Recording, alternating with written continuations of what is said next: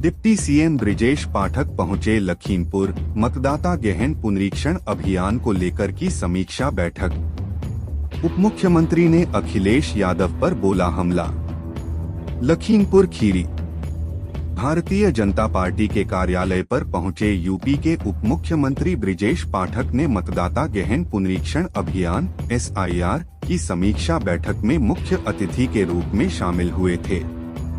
इस दौरान उन्होंने कार्यकर्ताओं को भी संबोधित किया। उप मुख्यमंत्री ब्रिजेश पाठक ने कार्यकर्ताओं को संबोधित करते हुए स्पष्ट किया कि मतदाता सूची के विशेष गहन पुनरीक्षण के तहत राज्य में अवैध रूप से रह रहे लोगों को बाहर किया जाएगा। उन्होंने कहा, जो भी अवैध रूप से घुसते हुए पाया जाएगा, उसे वोटर लिस्ट और राज्य के साथ साथ देश से भी हटा दिया जाना चाहिए। राज्य सरकार इस पर लगातार काम कर रही है।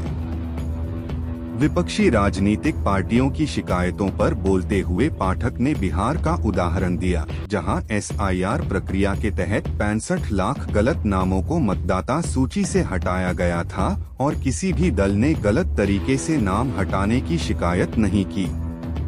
उन्होंने कहा कि उत्तर प्रदेश में भी SIR प्रक्रिया के जरिए अवैध रूप से रहने वाले लोगों, मतदाता सूची में दोहरे नामों और मृत लोगों के नामों को हटाया जाएगा। उप मुख्यमंत्री ने समाजवादी पार्टी (सपा) पर हमला बोलते हुए कहा कि उनके कार्यकाल में हत्या, लूट, डकैती, रेप और प्लॉट घरों तथा दुकानों पर अवैध कब्जे आम बात थे। उन्होंने चेतावनी दी कि हमारी सरकार में किसी भी अपराधी पर कड़ी कार्रवाई होगी। उन्होंने जोर देकर कहा कि भाजपा कार्यकर्ता चुनाव आयोग के निर्देशों के अनुरूप SIR प्रक्रिया को लेकर काम कर रहे हैं। 60 लाख ऐसे लोगों को मतदाता सूची से बाहर किया गया, जो घुसपैठिए के रूप में या मृतक के रूप में या अवैध मतदाता किसी न किसी प्रकार से थे। भारत निर्वाचन आयोग को भारतीय जनता पार्टी के कार्यकर्ता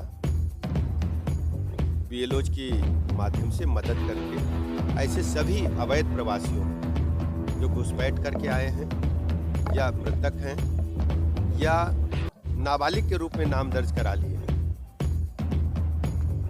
ऐसे सभी लोगों को चिन्हित करके बाहर करके एक निष्पक्ष, पारदर्शितापूर्ण, शुचितापूर्ण मतदाता सूची बने, ये भारतीय जनता पार्टी के कार्यकर्ताओं का लक्ष्य है। आप जानते हैं, जैसे मन की शुद्धता के लिए योग आवश्यक है, वैसे लोकतंत्र की शुचिता के लिए SIR बहुत आवश्यक है। देखिए, आप जानते हैं कि समय समय पर इस प्रकार के बयान वो इसलिए फेस सेविंग के लिए केवल देते हैं। भारतवर्ष में जब चुनाव होता है तो कई राज्यों में विपक्षी की भी सरकारें जीतती हैं, जैसे पश्चिम बंगाल में, तमिलनाडु में, या ऐसे ढेर सारे राज्य हैं जिनका उदाहरण आप जानते हैं। वहाँ पर कोई आरोप नहीं लगाते कि EVM या बैलेट पेपर जब चुनाव हारते हैं तो केवल मुंह छिपाने के लिए, फेस सेविंग के कारण ऐसा कहते हैं। और EVM जहाँ तक इंट्रोड्यूस हुई थी, कल आदरणीय गृह मंत्री जी ने लोकसभा में पूरे देश की जनता को बताया कि EVM कांग्रेस के रिजीम में ही आई थी और EVM में कहीं कोई खराबी नहीं है।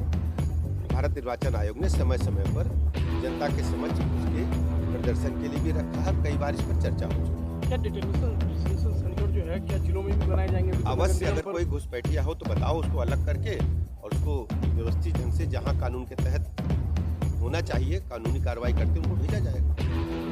आज संगठनात्मक बैठक के माध्यम से गहन मतदाता पुनरीक्षण कार्यक्रम के अंतर्गत अपने कार्यकर्ताओं से हमने संवाद स्थापित किया है।